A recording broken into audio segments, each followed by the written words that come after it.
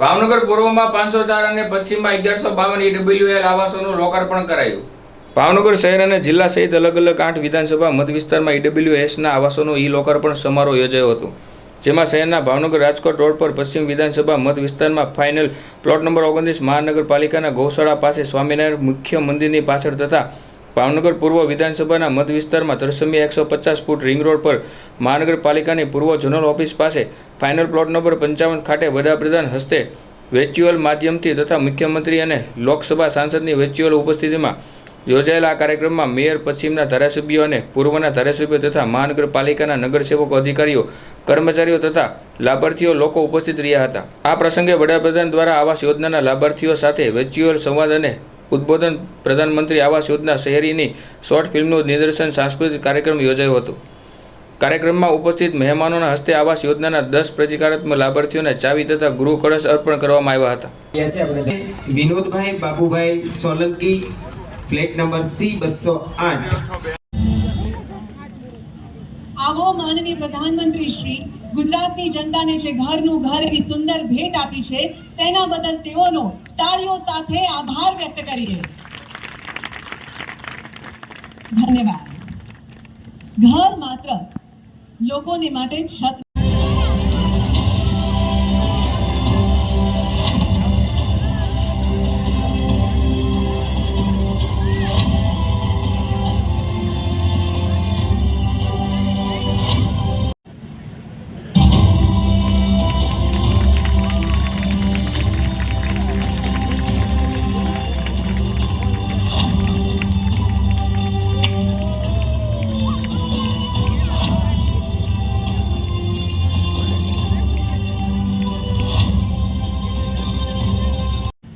આખું પરિવાર બેઠું છે તમારું?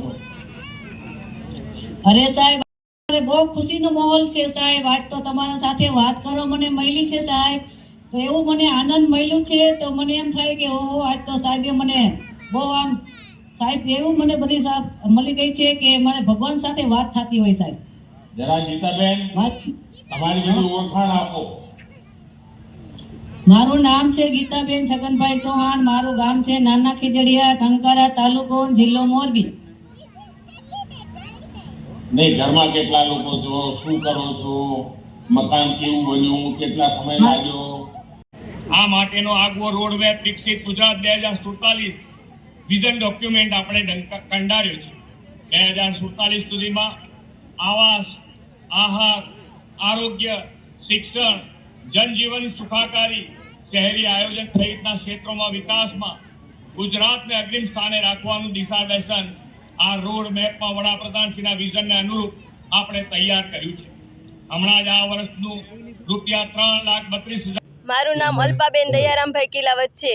અમે 10 વર્ષથી ભાડાના મકાનમાં રહીએ છીએ। જ્યારે ભાડાના મકાનમાં આપણે રહેતા હોય ત્યારે આપણે અનેક સમસ્યાનો સામનો કરવો પડતો હોય છે, જેવી કે મકાન માલિકનો, પાણીનો, પછી બાળકોના ભણતરથી લઈને એને સ્કૂલ સુધીનો અનેક સમસ્યાનો સામનો કરવો પડતો હોય છે। જ્યારે આપણે ઘરે કોઈ મહેમાન આવ્યું હોય ત્યારે તો મકાન માલિક સાથે ક્યારેક ટખલ થઈ જાય, પણ ત્યારે આપણને એવું થાય કે અમારું પોતાનું ઘર હોય તો કેવું સારું। ત્યારે એ જ અરસામાં પ્રધાનમંત્રી આવાસ યોજનાના ફોર્મ ભાવનગર મહાનગરપાલિકાએ બહાર પાડ્યા। ત્યારે મારા હસબન્ડને ખબર પડી તો એ મહેન્દ્ર કોટક બેંકમાંથી ફોર્મ લઈ આવ્યા અને મને કીધું કે આપણે એ ફોર્મ ભરવું છે। તો મેં કીધું આટલી મોંઘવારીમાં આપણે ઘરનું પોતાનું મકાન કઈ રીતે લઈ શકીએ? તો મને કે એની કિંમત તો તું જોઈ કે ફક્ત 3 લાખ રૂપિયા છે। મેં કીધું ન હોય, મને કે હા કે 3 લાખ રૂપિયા છે। મેં તો કાંઈ વાંધો નહીં, આપણે ફોર્મ ભરી, પછી ફોર્મ સાથે જરૂરી ડોક્યુમેન્ટ જોડીને ફોર્મ ભર્યું અને કોમ્પ્યુટરાઇઝ ડ્રો દ્વારા અમને આવાસ લાગ્યું। જ્યારે આવાસ લાગ્યું ત્યારે અમારા ખુશીનો પાર ન રહ્યો અને અમે ખૂબ જ આનંદમાં આવી ગયા। જ્યારે ગરીબ અને મધ્યમ વર્ગને આ મોંઘવારી પ્રમાણે જોવા જઈએ તો ભાડાના મકાનમાં જ રહેવાનું હોય છે। જ્યારે પોતાનું મકાન તો એ સ્વપ્ન પણ વિચારી ન શકે।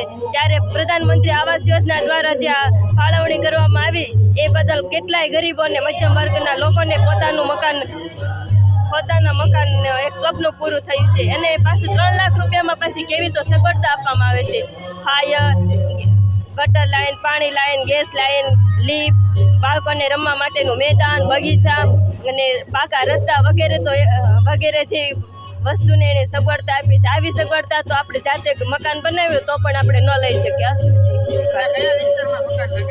અમને રૂવામાં પ્લોટ નંબર 33 ત્રીજા માળે